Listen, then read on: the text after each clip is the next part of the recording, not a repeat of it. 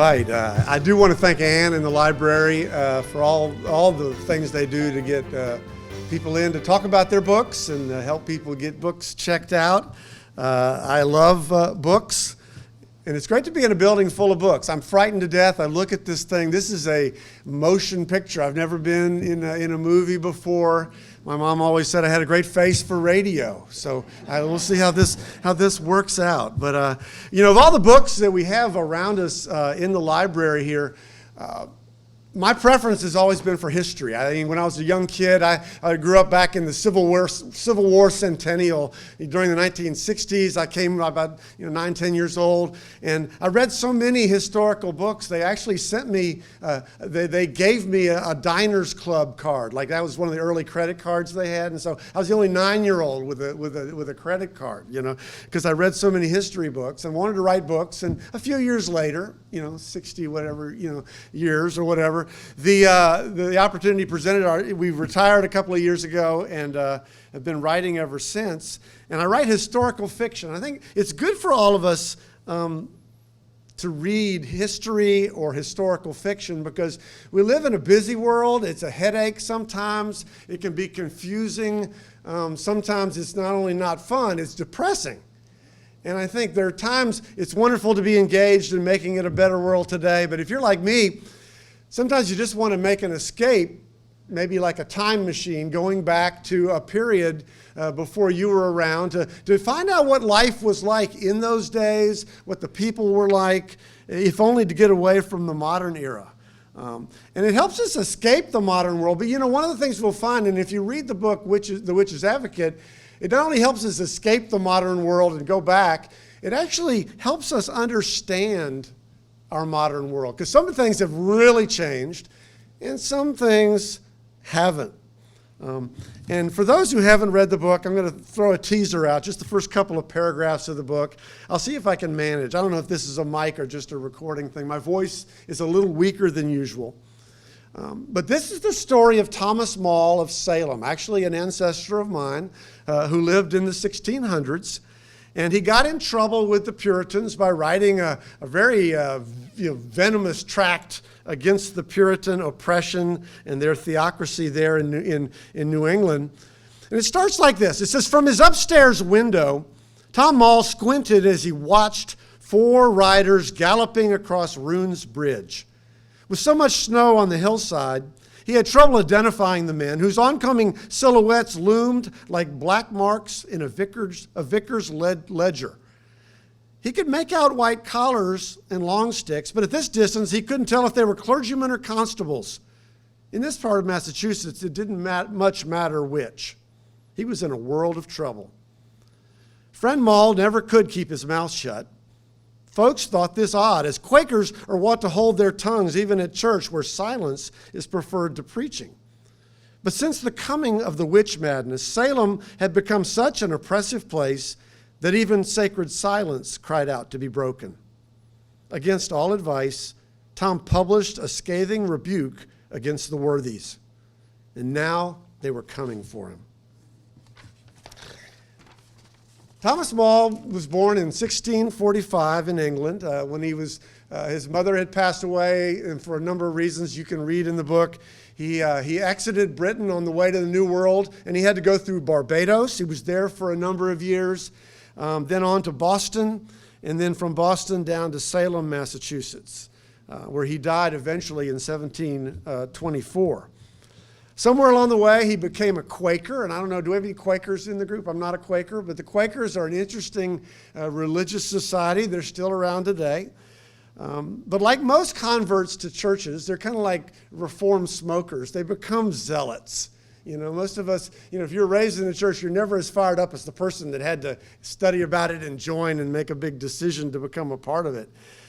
But the Quakers were revolutionary in their day. It was a day of very formal religion coming out of Catholicism and then Church of England, and even the Puritans and the Protestants that were there were very formal, more what we would see as high church. The Quakers were some of the first ones who introduced the idea of like religion or Christian religion should be a very personal thing. And so while they did, at that point believe in Scripture and other things, they believed each person's relationship with God was a personal thing. They shied away from anything like cathedrals, stained glass, choirs. They kept everything very simple, very personal. If you've ever been to a Quaker service, and I have, very often you can sit there for whatever length of time, an hour or more, and it's very quiet. Sometimes they say nothing or very little. Even their singing is very simple because they believe it's a time for reflection, and it's worth a try just to see where Thomas Maule came from. The Quakers were always very cutting edge in their stances on social issues. This is back in the 1600s, but they were proponents of brotherhood, worldwide brotherhood, and peace when there was a lot of war going on. They were anti-war. They believed in the equality of the sexes. They had women preachers. They had people of all colors in their churches, and there's still some churches that don't have that today. They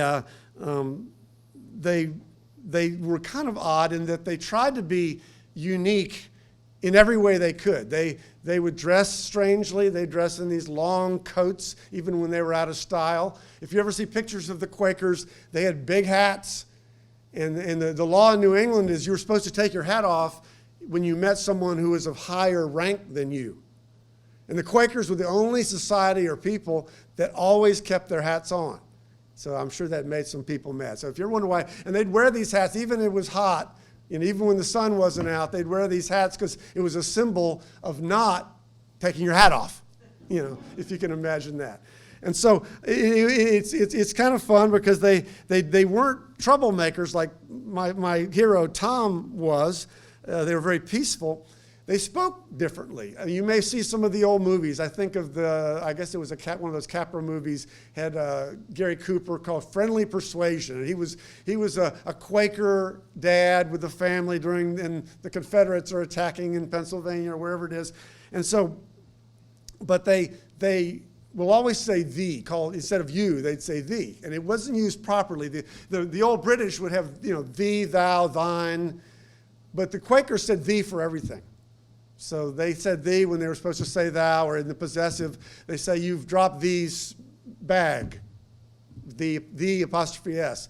And it was incorrect, but they did that, I guess, just to be different. There's other theories that they did it because there's sections of northern Britain that kind of use that pronunciation, but I'm not sure that's true from my research. You can tell me and look it up. And some of us, we don't say thee and thou, and you hear that in church. And by the way, if you ever go to the church that always wants to call God thee and thou because it's formal, that's wrong. Because the thee and the thou were the familiar term. You was the formal. If you want to honor God, say you, okay? See, you learn something in the library all the time. And by the way, if you ever see the signs, if you go to the tourist centers and they have like, ye old blacksmith or ye hotel, that's not ye, thee, or anything else. It's the word. They had a letter called thorn. We don't have it anymore. It looks like a Y. It's actually the TH. So when it says, ye old tavern, it's the old tavern. Don't get too excited. So you see, you learn a lot. Tom Maule was not your usual Quaker. He was known as a loudmouth. Even in the research, they had all these, they called him a crank. They called him like Maule the Mouth or something. They had all these different, because he was very vocal, and the Quakers were they were called the people of few words. And so even though he became a Quaker, he was very religious and pious and a righteous man. He was a loudmouth. And more than that, he was a contrarian. You know what that is? It's where if somebody brings up an issue, they'll just automatically pick the other side. And he wasn't mean. He just liked a good talk, a good debate. Like some of the guys on the submarine. Some of you guys may know what I'm talking about. This.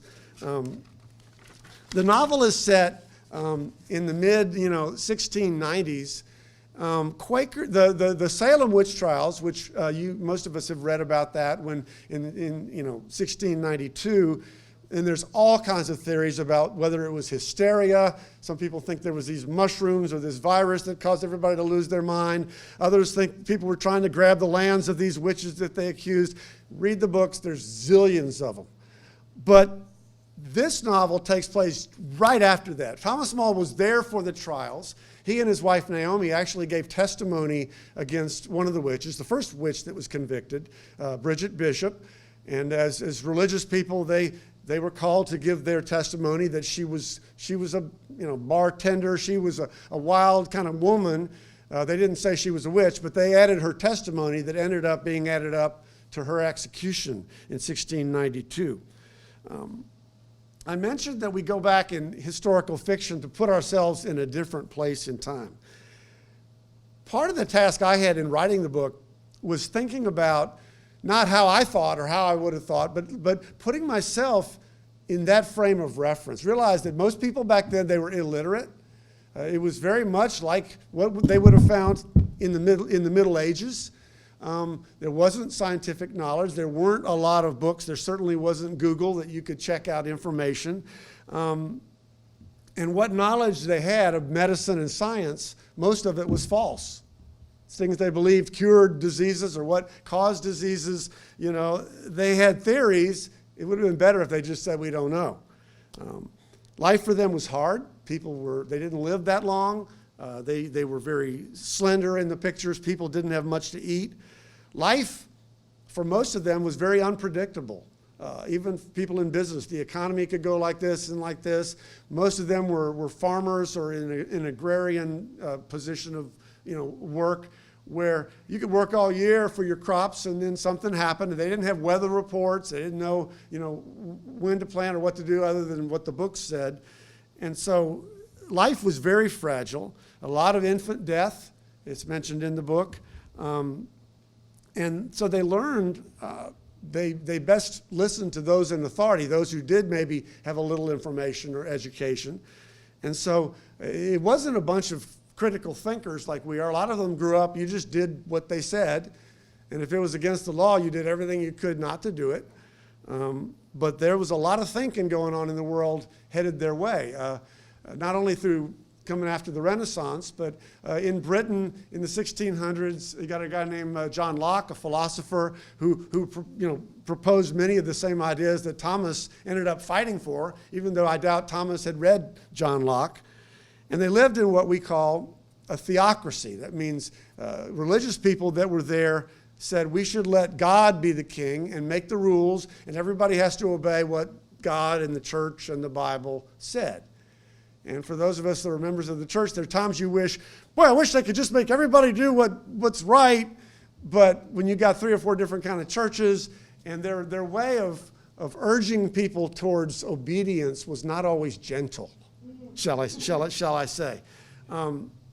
It sprang from their religious roots. I was talking with Ann. I think she's a Congregational Church background. Many of us have different church backgrounds. It's okay if you don't have a church background. But it's like they believed in the Reformation. They believed in John Calvin. And so God had to help people see the truth. But the earthly church's job was to enforce obedience to that truth in society. And it's shocking what happened, because a generation earlier, if you know anything about English history, they had their revolutions too. It was Catholic, and then Henry VIII, withdrew from Catholicism, started the Anglican Church in Britain. But then King Charles I was executed by the Protestants, Calvinists that came over, and remember Oliver Cromwell. You probably know the name if you don't know the story. And so there was all this turmoil over there. And so all these guys and women that were Protestants were running for their lives when Charles II came in, and then the Church of England was back in power. And they left and went to America. And we think, when we read the history books, most of us grew up in school, and it said they went here for freedom, religious freedom. And there's a truth in that, but really they were running from the oppression of the Anglican Church, which was enforcing rules they didn't agree with in England. But they didn't come to America to start a free society with atheists and LGBTQ. And they came to start a Protestant society. And even after the Anglicans came back in England, they kept a Protestant society in Massachusetts. If you were in Massachusetts when Thomas Maule walked around, there were 0 Jews. There were some atheists that just kind of laid low. Most of the Baptists had moved down to Rhode Island with Roger Williams. The Catholics were in Maryland. See, and so it ended up being a lot like Europe with a religion for each country. But if you were in charge of that country's religion, you could oppress, make rules for. If you were there and maybe you were a Catholic in Massachusetts, you'd be permitted to live, but all the citizens had to pay tithes and taxes to support the Puritan church. Imagine giving your money, you had to give the money to the church. And there was punishments if you didn't attend church. You can read about some of that in the book. Now, it's fun to read because Thomas wrote this pamphlet, and I read that section. He wrote this thing, and he probably just thought he's tugging their chain, and maybe they'll give him a fine, or he'd make a public speech.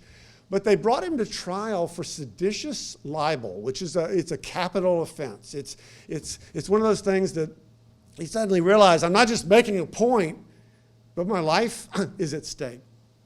Now, why did he write the book? Because he started out testifying against Bishop the Witch, but somewhere in those witch trials, and again, I don't make anything from the book, it all goes to charity. All this money is going to Hope Worldwide, a great charity that helps poor people and with medical care and things like that around the world. But I don't know, I just lost my train of thought, which is hard. At my age, it may take me a while to get back. But he realized suddenly he's connecting the dots. And it's good in our time. Sometimes it takes us, we're on one side of one issue, or there's a stand that we take, and then we realize, maybe it's not like I thought. I know some of us in our lifetime, I think differently about men and women. I think differently about race. I think differently about, a lot of political things than I did when I was 15. And Thomas was there, very, he's glad to see the witch executed. And then suddenly, somewhere along the line, he starts realizing, and he gets to know these mostly women, and it suddenly hits him, they are not witches. They are not even claiming to be witches. They are just outspoken people, maybe somebody who asked too many questions, maybe somebody that Lord Putnam, who was the rich guy in the county, he wanted their land. And so all these charges, this hysteria, it came from a lot of very secular sources, but it wore the mask of the church. And so they got in there, and suddenly he's horrified to realize, what have we done? And he writes this pamphlet. There's a book. I'll pull it out. Don't be scared of the book. This is written by a family member he's a professor emeritus in the law school at Villanova. 890 pages. You want to buy mine, it's a lot shorter. But this is a legal book. He's got sections from the real thing. Very thorough, very accurate, but I think I have one of the only copies that sold. So, but understand, I'm losing my brain here. Okay, the case was very difficult to make because the law said he was guilty. The law says you cannot criticize the worthies, you cannot question the piety of the church leaders, the clerics, or the preachers, and certainly could not put it into print. And he wrote this book. He called it a pamphlet, 260 pages, and he wrote it. And it had some strong, this book is called Better That 100 Witches Should Live. That's a quote from Thomas Maule. He said it would be better, that 100 real witches could live rather than to put one person to death in the way that we were doing it during the trials. And he felt good about himself until that place we read where they came to arrest him. And you realize, if all of a sudden you take taking a stand is cheap. Capital cases are not. And in the book, you'll see they gave him even the opportunity to take a plea bargain. They didn't call it that back then. But they said that he could recant. He could say that I was wrong. He could confess his sins and ask for forgiveness. And then one more detail. He said he could have his tongue cut out instead of being hung. And so he's there, and there's even a point in the book where, people are saying, maybe you should at least, because you're guilty. According to the law of the land, you're guilty. According to his own testimony, he had done what they said he wasn't supposed to do. And so he's making this case. And it's very hard to take a stand, but it's much harder when there's a high price. An issue was at stake that's a big issue today. And let me make sure I get this right. Yeah, I think I had it on here, so I've got so many pages of notes. I want to get this right. How do we affirm and maintain unity in a pluralistic society where people disagree and oppose your worldview, your culture, and your behavior? We're still wrestling with that. We've got people, people of a different sexual orientation. We got people from different religions, We got people, that are immigrants. We got people, within different religious groups. We got people that are not in religious groups that say, don't force your religion on me. And they say, well, don't force your not religion on me. And there's all these arguments. And believe me, it is not a simple issue now and wasn't a simple issue then. Because they try to figure out, we need laws. We need laws. And, you ever just look at something and say, well, doggone it, it's not right. And that person should be punished, but it's not really a crime. It's just something they believe or think or that they've said. All of us, whether you're religious or political or not, we have certain things that we say, well, our society can't put up with that. And sometimes we think we're enlightened. I remember when I was writing this, I was like, I'm feeling, I'm learning. I'm feeling I'm pretty enlightened that everybody needs freedom to have their own beliefs. And if they don't bring it into their job or do something illegal with it or jeopardize somebody else's freedom, they can believe whatever they want. But sometimes we have to ask ourselves, are we really sure about that? I was looking on the internet, and there was a woman down in Florida, who happened to be an elementary school teacher. And she had all these awards. She was a wonderful teacher. All the kids loved her. The parents loved her. And then they found out that she had leanings towards white supremacy. Again, not my favorite thing, white supremacy, in case you wonder where I stand on that, And so they found out she had this blog promoting the idea that her race, the white race, was superior to other races, and we should, believe that. She wasn't trying to blow up anybody. She wasn't saying overthrow the country. But she had a white racist blog. And they fired her. And I remember saying, good.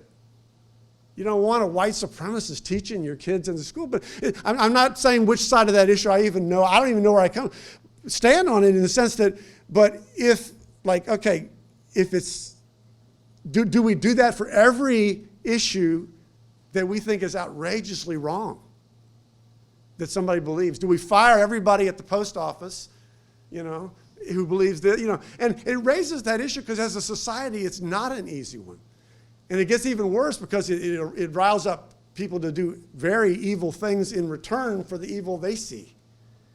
And Thomas had to wrestle with that. And I got a little section. I don't know if this is going to help or hurt or make it just more... Thomas Maule he didn't have a lawyer, but he had a friend who was a pharmacist. He was what they call an apothecary. He made he was a drug dealer, but no, he was a rich man named Ben Bullivant, real person. He actually wrote this amazing journal, the first journal that describes life in New York City, because he had visited New York on his travels, and Bullivant's journal is pretty famous among people that read that kind of stuff. But Ben is a secular guy. He's not a Quaker. He's not a believer in God. But he's wondering, why... Tom, why are you risking your life? Why are you risking your life for all these people that you don't agree with? And he said, telling Tom, your words are crazy. And Tom corrected him. He said, no, incendiary. That's the kind of contrarian he was. And then he said, Tom, have you no sense of proportion? I'm reading this from the book. Shall a man die for something so inconsequential as a book?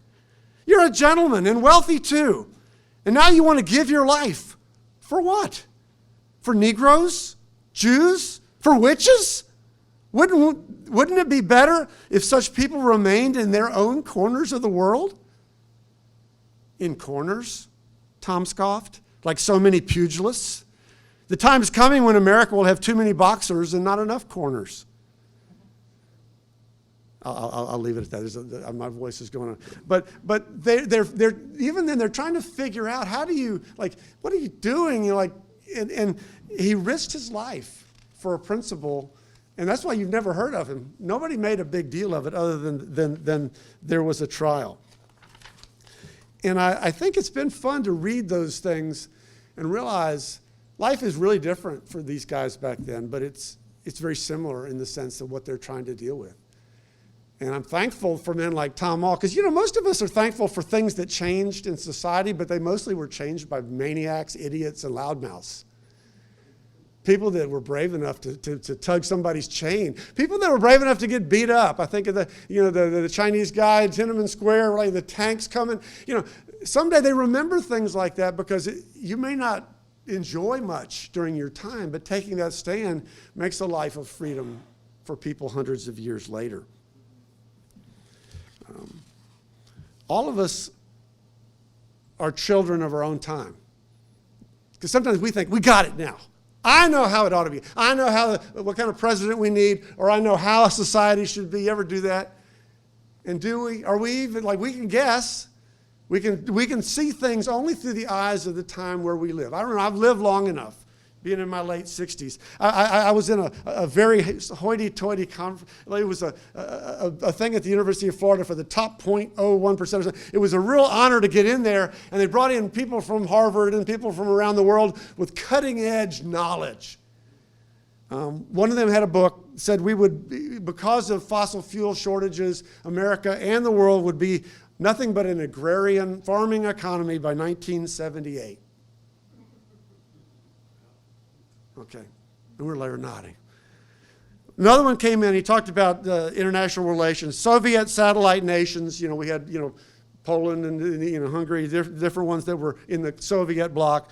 All of those people would be totally enslaved and their wealth pillaged by 1990 to feed the wealth of the Soviet Union. Soviet Union, was gone about that time. And then my favorite one, I wish I'd saved the notes. The biggest danger facing the world, global cooling, was going to kill us all. And this was hard. This is a guy from Harvard, And so I'm not saying, maybe they're right. One day some of these things will happen, maybe not in the years that they said. But the truth is we're all slaves of our times. Just as these people, we think how narrow-minded they were to their punishments. You would be fined for not coming to church. A thief, first-time offense, they'd cut off your left hand. Second offense, they'd cut off your right hand. Like, how are they supposed to make a living other than stealing? But these crazy things, if you listened and repeated gossip, they cut your ear off and nail it to the pillory. They actually have an account of that in the book. And I think understanding, we're outraged, but there's things, if we look back on it when, in many years to come, we'll probably laugh at some of the things we believed and thought were the solutions. Hopefully things will be better than we think in some other areas. But the Witch's Advocate has been fun. I think if you read it, you'll enjoy it, or at least you know somebody that would enjoy it. Again, I'm not pushing the book other than if you want one, I'll sign one, sell it to you, and give the money to Hope. But it is a good read because it makes us stop and think about things we need to think about in our place and time.